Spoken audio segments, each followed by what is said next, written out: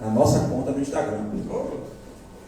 Queridos, eu peço que de pronto os irmãos abram suas Bíblias em Mateus, capítulo 8, versículo 23 ao 27. E a missão de hoje é descansar na tempestade. Amém? Mateus, capítulo 8, do versículo 23 ao 27. Estão prontos para descansar na tempestade? Eu esqueci de pedir ao Ministério do Louvor para cantar Descansarei. Eu acabei me preparando tanto, eu fiquei com isso na mente a semana todinha. Eu disse, eu vou falar com o conjunto, e esqueci. Chegou no Mateus capítulo 8, versículo 23 ao versículo 27. Amém. Todos acharam? A minha cinegrafista está conseguindo me ver? Eu estou aparecendo, dona Letícia? Tá. Então fique quietinha, continue transmitindo, viu? Não é exploração de menores não, viu gente? Não, e também para ela cultuar também. Fica quietinha, cultua. Amém? Todos acharam? Amém. Diz assim o texto sagrado, Mateus capítulo 8, do versículo 23 a 27. E entrando ele no barco, seus discípulos o seguiram. E eis que surgia uma grande tempestade no mar, de modo que o barco foi coberto com as ondas. Ele, porém, dormia tranquilamente. Versículo 25. E vindo até ele os seus discípulos, acordaram-no, dizendo, Senhor, salva-nos, estamos perecendo. E ele lhes disse, por que temeis, ó homens de pequena fé? Então, levantando-se, repreendeu os ventos e o mar, e fez-se grande bonança. Mas os homens se maravilharam, dizendo, que espécie de homem é este, que até os ventos e o mar lhe obedecem? Senhor Jesus, nós te agradecemos pelo momento de louvor, pelo culto, pelo ofertório. Que o Senhor abençoe todos aqueles que puderam, bem como aqueles que não puderam ofertar ou ajudar na tua casa. Que o Senhor possa fazê-los prosperar para a glória do teu nome. Agora abre o nosso coração para ouvir a tua palavra, a tua mensagem. Que não fale o pregador, mas que o teu Espírito fale através dele para o coração da tua igreja, a começar por mim. Essa é a nossa oração, em nome de Jesus. Amém. Irmãos, uma das passagens mais comuns do Novo Testamento. Eu desafio qualquer cristão ou qualquer pessoa, até não evangélica, que já foi alvo de pregação, que já foi alvo de evangelização, não conhecer esse texto. Ele pode não conhecer onde está o texto, mas se lembra da passagem. Todos sabem, uma das passagens mais conhecidas, que Jesus acalmou a tempestade e que estava dormindo num barco quando a tempestade estava fazendo esse barco virar. Nós vamos refletir sobre essa passagem em algumas lições importantes que Jesus nos dá para nós entendermos que é possível descansar em meio à tempestade. Como diz no cinema, vamos à ação, né? O primeiro ponto da nossa reflexão está no versículo 23. Quando entra Jesus no barco, os discípulos logo lhe seguiam. Por que há uma reflexão aqui? Porque no texto anterior nós vemos Jesus, que uma das pessoas disse a Jesus, eu vou te seguir. Aí Jesus disse, ele disse, mas deixa eu primeiro enterrar meu pai, e depois eu venho e te sigo. Né? Ou seja, ele procrastinou. No dia que meu pai morrer, ele não está morto não, no dia que ele morrer, eu vou te servir. Ou seja, ele procrastinou, ele foi deixando, como quem diz assim, não, no dia que meu pai morrer, ou seja, o tempo vai passar, ele pode viver 100 anos, eu vou ficar por aqui, quando ele morrer eu te sirvo. E aí Jesus manda todo mundo entrar no barco e segue para a viagem, e aí os discípulos prontamente o seguiram. Ou seja, a atitude dos discípulos, sem se importar com o custo, fez com que nós refletíssemos que ela foi completamente diferente daquele que colocou empecilhos para servir a Jesus. Com isso a gente já aprende que quem segue a Jesus não coloca empecilhos, vai fazer aquilo que Jesus quer que faça. Amém. Amém. Os discípulos de Jesus não colocam dificuldades no serviço a Cristo. Muito pelo contrário, eles se disponibilizam para trabalhar para servir, porque esta é a tônica daqueles que servem a Cristo. Segundo ponto que nós podemos refletir está no versículo 24. Uma grande tempestade surgia no mar. A palavra utilizada para tempestade no grego é a mesma que é utilizada para sismografia, ou seja, ela é seismo, que hoje a gente conhece como sismografia, que é o equipamento que indica a quantidade de tremor ou vibração, que mede terremoto, que mede o nível de tremor, escala Richter, essa parte toda que a gente conhece. Então, a palavra que vem utilizada para tempestade é seismo, porque mostra que que o mar começou a ficar de uma forma que o barco pesqueiro estava parecendo uma brincadeira de criança, sendo levado para lá e para cá, e era um barco pesqueiro, tinham 12 discípulos, mais o mestre. E a tempestade começou a subir, as coisas começaram a sair do controle, e todo mundo começou a ficar desesperado. Mas o que é que acontecia com Jesus? Ele dormia tranquilamente. No versículo 24. Ele, porém, dormia. O termo utilizado no original para Jesus, para essa parte que Jesus dormia, é dormir pacificamente.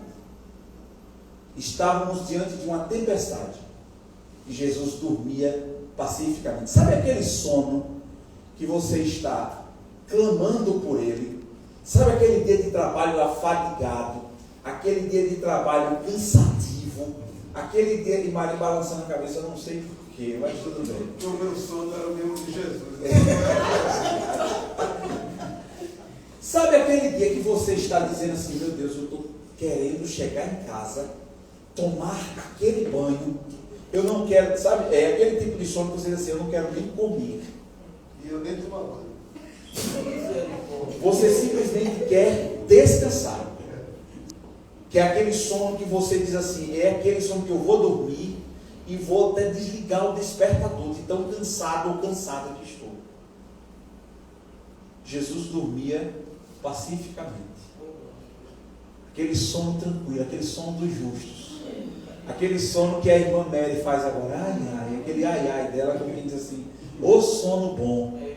É aquele. Agora, irmãos, esse sono de Jesus é aquele que você tem na sua casinha fechada, pode estar chovendo ou caindo aquele sol, mas você está guardadinho ou guardadinha e dormindo tranquilamente. Só que aqui estava acontecendo uma tempestade no mar, num barco com 13 pessoas, 12 acordadas e um dormindo, 12 literalmente aperreados, e Jesus dormindo. Duas coisas a gente pode analisar nesse sono de Jesus aqui nesse texto. A primeira delas é que Jesus já estivera trabalhando arduamente por horas consecutivas.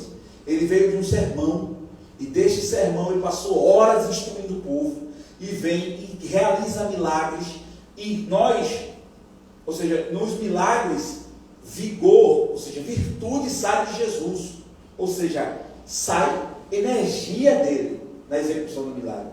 Quanto mais energia o nosso corpo joga, mais cansado nós ficamos e precisamos de um repouso para recuperar essas energias. Então Jesus estava exausto do trabalho. O sono de Jesus não foi por acaso. Ele não estava testando os discípulos. Ele estava literalmente descansando. Essa é a primeira coisa. Estava descansando porque estava afadigado. E a segunda é que ele podia descansar tranquilamente, porque ele nos deu uma lição daquilo que ele pede para nós fazermos, aquilo que o Salmo nos ensina, né? Aquilo que o texto sagrado nos ensina, Jesus executou na prática nesta passagem. Ele descansou tranquilamente porque ele sabia que a sua confiança no Pai Celestial, que é seu Pai, era inabalável. Ele sabia que o seu Pai estava no controle de todas as coisas. Ele pode dormir tranquilo porque o Pai dele, que é o seu Deus e é o meu Deus, ele está no controle de tudo. Portanto, até o próprio mestre descansou por saber que seu pai estava no controle de tudo. Está no controle de tudo. Amém. Né? Claro, Jesus é Deus, ele também estava, mas ele estava como homem aqui na terra, para cumprir sua missão. Então, Jesus nos ensina na prática o que é descansar em meio às tormentas, o que é ter confiança em Deus, o que é ter confiança sabendo que os vendavais eles vão surgir, que os problemas eles vão acontecer, que as coisas que fogem do nosso controle elas vão chegar, mas aquele que confia naquele que tem o controle de todas as coisas, descansa. Foi essa a ação de Jesus. Jesus mostrou na prática o que significa descansar diante da tempestade. Já os marinheiros experientes, porque aqueles discípulos que estavam com Jesus não eram estagiários do mar, eram pescadores, homens acostumados a ir para alto mar pescar, homens que estavam acostumados a lidar com o mar. Mas estes marinheiros estavam apelando em busca de socorro. E por que eles foram apelar logo em Jesus? Se Jesus não era pescador, se Jesus não estava até onde eles sabiam, Jesus não tinha experiência no mar para eles, os discípulos, mas eles foram procurar Jesus, porque por todos os milagres que eles tinham testemunhado até aquele momento, eles sabiam que Jesus era muito mais do que um mero carpinteiro. Eles sabiam que em Jesus havia algo especial. E eles foram chamar Jesus também porque a situação fugiu do controle deles. Eles estavam angustiados, eles estavam perplexos, eles estavam com medo. E na hora do medo, a gente mostra quem a gente de fato é. Na hora da pressão é que nós mostramos quem nós somos. Mas o que me chama também a atenção é que eles não foram buscar soluções nas suas experiências malignas. Eles foram chamar Jesus. Se é para descansar na tempestade e eu não consigo, que eu clame. Mas clame para quem? Para Jesus. Porque Ele é o autor e consumador. É Ele que tem o controle de todas as coisas. Se a fé é pequena para não conseguir descansar na tempestade, que ela seja suficientemente disponível ou boa para clamar aquele que tem o controle de todas as coisas. Amém. Os discípulos estavam a ponto de desespero, mas resolveram fazer uma tentativa, foram chamar o mestre. O que os elementos da natureza foram incapazes de fazer, porque, meu amigo, o barco balançou igual a musiquinha, não. O barco, eu acho que ele se mexia, eu acho que ele não virava, porque Jesus estava no barco. Jesus estava no barco. A situação é bem essa. Porque em caso semelhante com Jonas, o barco, a turma jogou tudo e não parava nada. Até que Jonas disse: a culpa é minha, culpa é minha, me joga, que acaba na hora, quando jogaram o Jonas. Mas até descobrir, meu amigo, já estava todo mundo agoniado e Jesus não estava no barco, não. E o barco que Jonas foi viajar não é barco de pesqueiro, não, era barco de viagem. Ou seja, um barco maior, era praticamente quase um navio. E o negócio ficou feio. Imagina um barco pesqueiro com 13 homens, só que um dormindo. Ou seja, o que a natureza não foi capaz de fazer, tirar Jesus do sono, o desespero dos discípulos foi. Observe, Jesus estava descansando em meio à tempestade, mas acordou em meio aos gritos dos seus discípulos. Veja que coisa maravilhosa. Jesus descansava em meio à tormenta, mas acordou em meio ao clamor dos seus discípulos. Veja que coisa maravilhosa. Ele escuta o teu clamor, ele escuta o meu clamor. Mesmo sabendo que ele já está com tudo sob controle e que o seu propósito será cumprido, mesmo assim, ele faz questão de tirar o fardo pesado que está em você e colocar o fardo leve que é dele. De tirar o jugo que é pesado e colocar o jugo suave dele. Ele faz questão de dizer: minha filha, eu estou tratando, vai dar tudo certo, vai dar do meu jeito, porque não é como você quer, como eu quero, como eu projetei, mas vem cá, que eu vou lhe acalentar, para que você consiga passar por tudo isso comigo, ao seu lado, comigo dentro de você e comigo te ouvindo, te dando o afago e te dando a força necessária para que você enfrente essa tempestade. Amém? Pois bem, os discípulos atingiram e acordaram Jesus. E aí a resposta de Jesus no versículo 26 diz: porque, né? Versículo 26: por que temeis, ó homens de pequena fé? Quando eles disseram isso, Oi? e quando ele disse isso, ele quis provar o quê? É isso que eu vou chegar. Quando Jesus responde ao clamor dos discípulos, confrontando com a sua pequena fé, ele mostra que ele demonstrou na prática o que ele queria que os discípulos fizessem. Ó homens de pequena fé, vocês não se tocaram que eu estou no barco, não. Vocês não prestaram atenção que eu estou aqui, não. Não, eu não sou Cristiano Ronaldo, não. Eu sou maior do que Cristiano Ronaldo, porque ele diz: eu estou aqui, né? Quando ele faz os gols dele. Mas ele é maior do que este.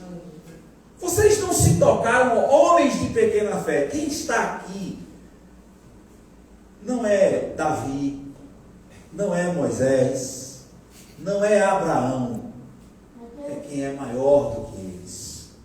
Quem está neste barco é quem tem o controle da natureza nas suas mãos. Quando Jesus confronta, é para mostrar aos discípulos que na hora da tempestade, eles olharam para o desespero que a tempestade lhes provocou e não atentaram para o fato de que o Mestre, o Senhor dos Exércitos, o Rei dos Reis, o Eu Sou, o Jeová, o Deus, o Verbo, estava com eles no barco. Ela não é assim muitas vezes conosco. Muitas vezes nós entramos na pilha do desespero. A notícia de uma enfermidade, a notícia de que alguém está morrendo, a notícia de que a situação fugiu do controle, muitas vezes nos faz esquecer de quem está conosco. De que maior é quem está conosco do que quem está no mundo. Verdade. Muitas vezes nós somos atraídos pelo barulho da tempestade e nos atemorizamos quando deveríamos confiar. Jesus nos fez recordar que não há razão plausível para tal pânico confuso. Sua simples presença não seria porventura tranquilizadora? Eu estou aqui, Jesus, o Rei dos Reis, o Senhor dos Senhores. Jesus mostrou que tem essa tempestade sob controle. A tempestade é o seu instrumento para o fortalecimento da fé dos discípulos. Então, levantando-se, ele deu primeira regulagem. A tempestade estava acontecendo. O barulho continuou, mas os discípulos só descansaram quando chamaram e acordaram Jesus. E quando acordaram Jesus, a lapada veio na sequência. Por que temeis, homens de pequena fé? Depois dessa pergunta, a Bíblia não relata. O que eu vou falar é especulação, é imaginação minha. Você acredita que alguém respondeu alguma coisa quando ele perguntou? Você acha que alguém ousou respondê-lo diante desse questionamento? Se alguém pensou em responder, na sequência ele acalmou a tempestade e fez-se uma grande bonança, como a Bíblia diz.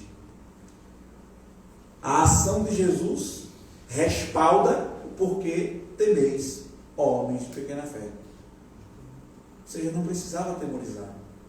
Do mesmo jeito como naquela outra cena que nós vamos falar, Pedro pede: se é Jesus, vem, deixa que eu vá até você por sobre as águas. Aí Jesus disse: vem. E ele foi. Só que no meio do caminho, ele olhou para a profundeza do mar. Ele temeu. Quando temeu, ia se afundando. É ou não é assim muitas vezes conosco, meus irmãos? Que nós possamos entender que Jesus está no nosso barco. Que isso não seja somente uma frase de efeito. Que isso não seja somente uma frase para os outros. Que isso não seja apenas uma palavra de consolo para alguém que está passando por uma necessidade. Que isso seja uma palavra para nós. Que isso seja uma mensagem viva dentro do nosso coração. Na hora que o desespero quiser bater, lembre-se, Ele está no barco. Na hora que a notícia... Irmão, o maior exemplo de que Ele está no barco deu Jó. Olha, Jó, estava com teus filhos, de repente caiu não sei o que, arruinou tudo, morreu. Todo mundo, só eu vim aqui dar notícia. Olha, eu estava lá com teus gatos, chegou não sei o que, acabou com tudo, só eu sobrei para te dar a notícia. Só chegou notícia ruim para Jó. E aí Jó disse: Deus me deu, Deus tomou. Bendito seja o nome do Senhor. Aleluia. A atitude de Jó mostrou que Jesus estava no seu barco. Aleluia. Mesmo assim. Quando Jesus acalma a tempestade, os homens se maravilharam e começaram: que homem é este, que até os ventos e o mar lhe obedecem? Eles ainda não tinham entendido que homem era este. Os discípulos estão perplexos agora com a ação. Primeiro se borraram todo de medo, porque a tempestade: eu vou morrer. Acordaram Jesus, aí Jesus acalma, aí agora o medo, agora começa a perguntar: mas o que foi que aconteceu aqui? Que homem é este? Né? Começaram a compreender, então, que Jesus é muito maior do que haviam previamente imaginado. Ele exerce controle mesmo sobre os ventos, sobre as ondas. Ele controla a natureza porque Ele a criou. Façamos o homem a nossa imagem, façamos. Ele era o verbo, Ele era a ação de Deus na criação.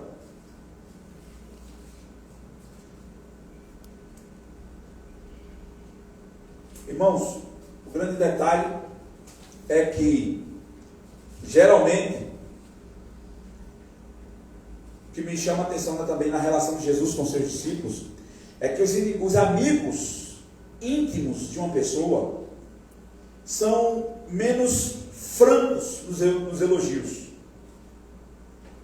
Quanto mais ele convive com uma pessoa, mais você sabe os defeitos dela. Quanto mais eu me aproximo e me relaciono com a pessoa, eu conheço mais de perto os seus defeitos. As suas virtudes já são mostradas para todo mundo. Mas quando a gente se aproxima e se relaciona mais, a gente já conhece mais o quê? Os defeitos. Né? E isso nos faz elogiar menos e trabalhar mais nos defeitos. Né?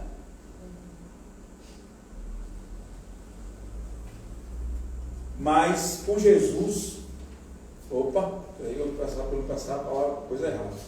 Vou me embananar nos papéis. Mas com Jesus não. Com Jesus é diferente. Quanto mais a gente estreita a relação com Ele, maior é a admiração e o assombro que se tem com Ele, sobre Ele. Os discípulos, quanto mais estavam ficando com Jesus, mais viam que não conheciam nada sobre Ele, mais viam que tinha mais tesouro escondido para explorar, e mais sabiam que aquele homem era impossível ser verdade. Que homem é este? Quanto mais nos relacionamos com Jesus, mais admiração temos por Ele, e mais assombro diante do seu poder nós temos. mais temor diante da sua glória e da sua santidade nós temos. Aleluia. E mais confiança nele nós teremos. Que aplicações podemos tirar dessa passagem para nós? Separei 5 aplicações sobre esse texto. A primeira, a essência da fé é demonstrada em situações que fogem do nosso controle. Porque ter fé no bom é bom demais. Como já disse o ditado, né? Bom no bom é bom demais. Eu quero ver o bom no ruim. Que nós aproveitemos o período de bonança para nos revestir do poder de Deus, para gerar estoque de fé em nós. Amém. Porque uma coisa é fato: a tempestade virá. Outra coisa é fato: Ele está no controle da tempestade.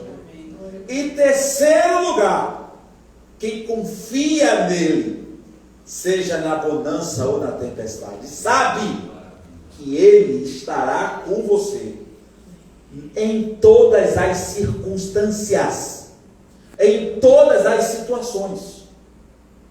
Então, a essência da fé é demonstrada em situações que fogem do nosso controle. Exemplo a gente tem muito no dia a dia do nosso grupo do WhatsApp.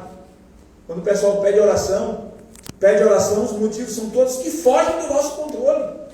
É aí que nós devemos crer que a nossa oração chega lá no trono da graça. E que Ele executa a sua vontade, não a nossa. E que nós, como cristãos, devemos fazer o que fazemos. Convida todo mundo, chama o povo para orar, conclama. Situação fugiu do controle. Fé em ação. É aí que a fé entra. Situação quando está sob controle, é só executar. Aí é com você, não é mais com Deus. Mas fugiu do controle é fé em ação. Só devemos desistir quando Ele executar, porque aí é a vontade dele prevalecendo. Fora isso, é fé em ação o tempo todo. Amém. Porque Ele está no controle. Amém. Segunda aplicação: na hora do desespero, o melhor caminho é sempre acordar Jesus do que confiar plenamente no homem. Se não conseguiu confiar e a tempestade chegou, acorda Jesus. Entre aspas, porque Ele está acordado. Ele está pronto para lhe ouvir. Quando eu digo acordar Jesus, é clama a Ele. Vai para os pés dEle. Te ajoelha na cruz. Se achega a Ele. Porque Ele vai te fortalecer e te dar a força necessária para enfrentar a tempestade. Ele vai te dar a capacidade de atravessar a tempestade, nem que seja voando sobre ela. Mas Ele é a principal pessoa que tem que ser acordada, ou incomodada, ou acordada em meio à tempestade. Não te desesperes.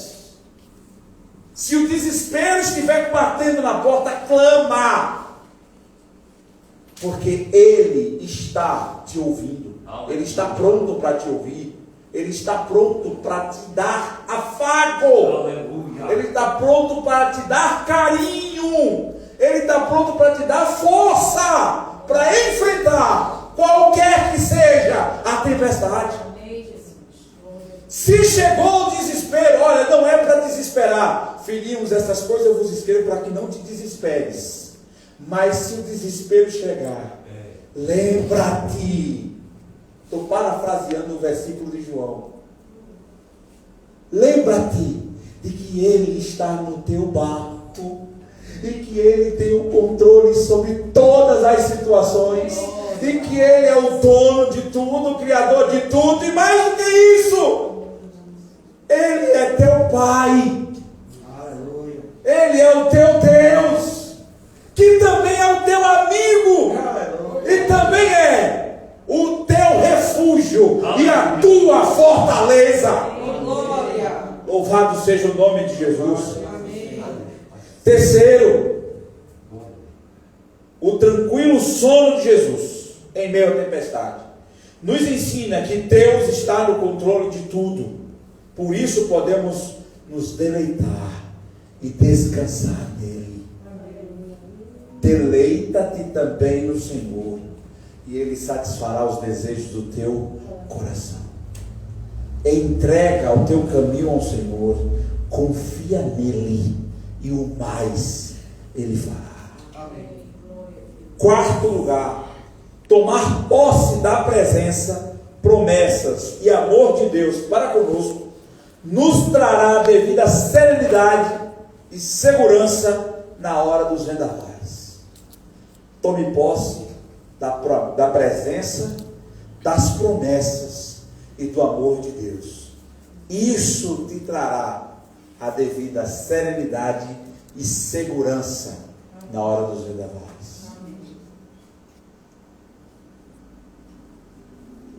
Da segurança que deu a Abraão na hora de sacrificar Isaac. Fiquem aqui, que eu vou subir com o menino adorar e nós voltaremos. Ele foi para sacrificar o menino. Fiquem aqui com os criados, né? Que agora é eu, ele e Deus. Fiquem aqui, que agora vai eu e o menino ali adorar e nós voltaremos. Isso é fé. Amém? Amém. Quinto e último lugar, a tempestade é o instrumento de Deus para fortalecer nossa fé, assim como foi com os discípulos.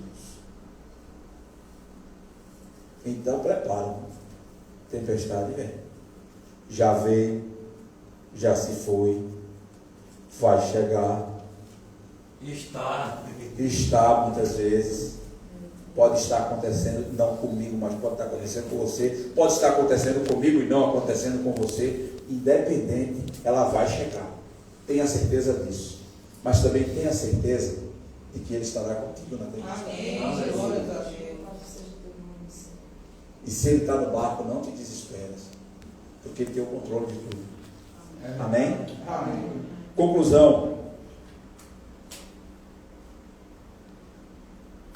Muito do que está errado sobre a terra pode ser corrigido.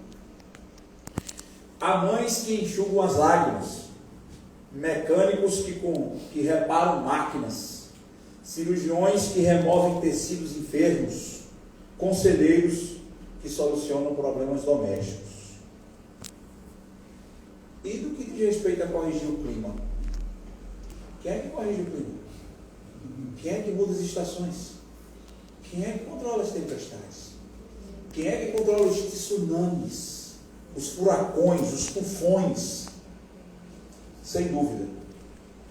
O povo comenta muito tempo, mas é preciso divindade para mudá-lo.